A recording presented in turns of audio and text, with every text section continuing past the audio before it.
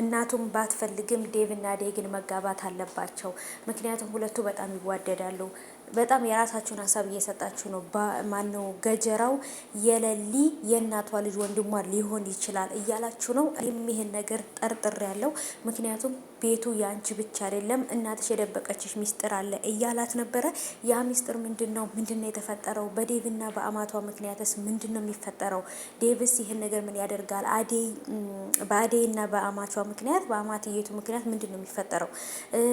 ነገሮች ከባድ እየሆኑ ነው። እኛም በጣም ስጋት ላይ እና ጭንቀት ላይ ወድቀናል። ምክንያቱም ያው ይጋባሉ አይጋቡ የሚለውን ነገር ያሳስበናል ማለት ነው።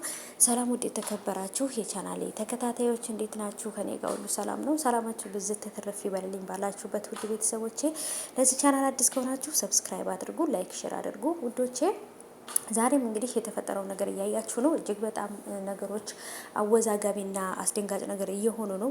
ገጀራው ለሊን ቤቱ ያንቺ ቤት ብቻ አይደለም፣ እናትሽ የደበቀችሽ ነገር አለ ብሏታል። ይህም ነገር የደበቀችው ነገር እንግዲህ ምንድን ነው? እርግጠኛ ነኝ የለሊ እናት የባቡሬም እናት ናት። ስለዚህ ባቡሬን ከሌላ ቦታ የወለደችው የለሊ ወንድሟ የእናቷ ልጅ ወንድሟ ሊሆን ይችላል ብዬ ተጠራጥሬ ያለው። ምክንያቱም ይሄ የእናቴ ቤት ነው ብላለች።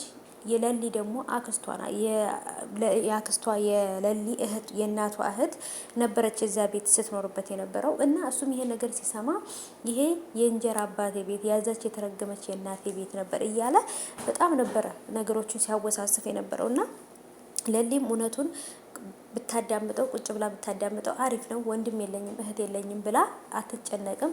ከወንድሟ ጋር ተባብራ ያለውን ነገር እንትን ብላ በደስታ ህይወቷን መቀጠል ትችላለች። ወንድም ከጎኗ ይኖራታል። ስለዚህ ከዚህ ካለበትም መጥፎ ነገር አውጥታው የራሱን ህይወት የራሱን ስራ እንዲሰራ የራሱን ኑሮ እንዲኖር ታረገዋለች። ስለዚህ እሷም ወንድም ይኖራታል ማለት ነው። ገብቷችኋል? ይሄን ነገር ያደረገው ባለማወቅ ሊሆን ይችላል፣ ገንዘብ ለማግኘት ይሆናል።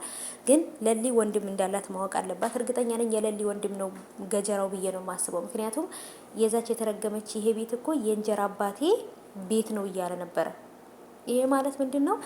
ሁለቱ እህትና ወንድም ሊሆኑ ነው ማለት ነው። አላቅም ብቻ ግን በጣም ከባድ ነው። እስቲ እንግዲህ መጨረሻው ምን እንደሆነ አብረን የምናይ ይሆናል ማለት ነው ውዶቼ።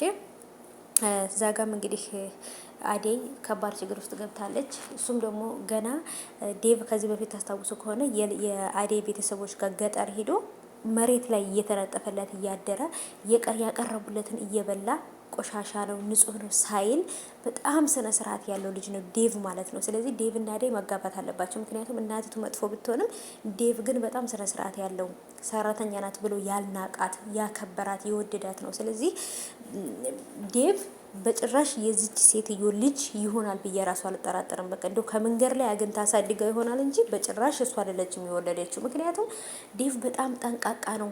ሰውን በማንነቱ የሚለካ ሰው አይደለም። በቃ ሰው በመሆኑ ነው የሚወደው እና ስለዚህ እንዴት የዚች ልጅ እንደሆነ እንዴት ይቺ ሴትዮ እናቱ እንደሆነች አላውቅም። ብቻ ነገሮች ከባድ ናቸው ውዶቼ። ለሰራተኛ ያላት ክብር፣ ለሰው ልጅ ያላት ክብር በጣም ከባድ ነው። ዴቭና አደይ እንዳይጋቡ የምትፈልገው ነገር ወይም ደግሞ ጥረቷን እያካሄደች ነው።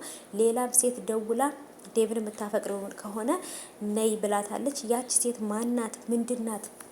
ምን ልሰራ ነው እዚህ ቤት የምትመጣው? ምን ልሰራ ነው ዴቭን ለማግባት የምትመጣው? ምክንያቱም ዴቭ ሊያገባ ነው። መቼም ቢሆን ዴቭ ከአደይ ውጪ ማንንም ሴት አያገባም። እና እናንተስ ምን ትላላችሁ ቤተሰቦቼ? ስለ አደይ ማነው ስለ ዴቭ እናት ምን ትላላችሁ? አሁንም የአደይ እናት ብትመጣ በንቀት ነው የምታናግራት ብዬ አስባለሁ። እና በጣም ከባድ ነው። የእናንተ ሀሳብ ምንድን ነው? ኮሜንት አስቀምጡልኝ።